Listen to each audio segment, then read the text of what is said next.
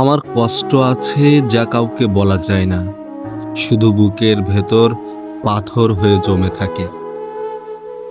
বৃষ্টির মতো চোখের জলও একদিন শুকিয়ে যায়, কিন্তু মনের কষ্ট সহজে ভোলা যায় না।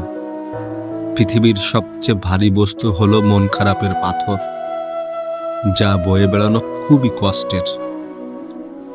হাসি হয়তো কেড়ে নেওয়া যায়, কিন্তু মনের ভেতরের কষ্ট সহজে যায় না। কিছু মানুষ মেঘের মতো, যাদের দেখলে মন ভালো হয়ে যায়, আবার কিছু মানুষ কষ্ট দেয়।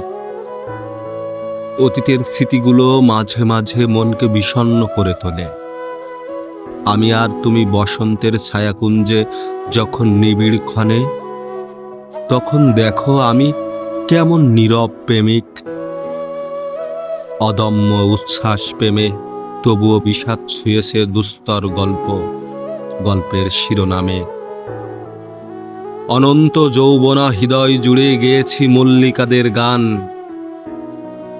তুমি আমি নবদিগন্তের সূচনা করা এক ভিন্ন পথিক। অসময়ের আগন্তুক, মিলন কেন্দ্রীয় কোনো উদযাপনের ব্যাপার না। আহত এক জোড়া হৃদয়, সেখানে সব আছে, শুধু নেই একটা বিশাল নীল আকাশ। আবির মাখা ক্যানভাসে আঁকা স্বপ্ন, আর আছে ফিরে আসা প্রতিধ্বনি। সময়ের কালক্ষেপণ, তুমি আমি বসন্ত বিলাসের কাছে চিরকৃতজ্ঞ। নয়ন জলে ভেসে থাকা সমুদ্রের ঢেউয়ের মতো এসে আশ্রয় পড়ে কখনো কখনো। তুমি আসবে বলে নদীর ঘাটে বসে পার করেছি খুকশি কুকড়া চুলে। অলস বারান্দায় বসে আছি বহুকাল, বুহিত লোহে আরম্ভ কেবল তোমার পানে। আষাঢ় শ্রাবণে মেঘনাদ কাব্যর স্বর্গে লেখা এক অনুভূতির ছোঁয়া।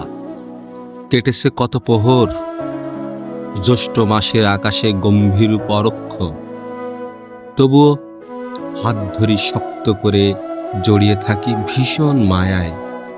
ব্যর্থ বারংবার পরন্ত বেলায় আমি তুমি সীমাহীন পথ হারালাম অনেকটা সময়।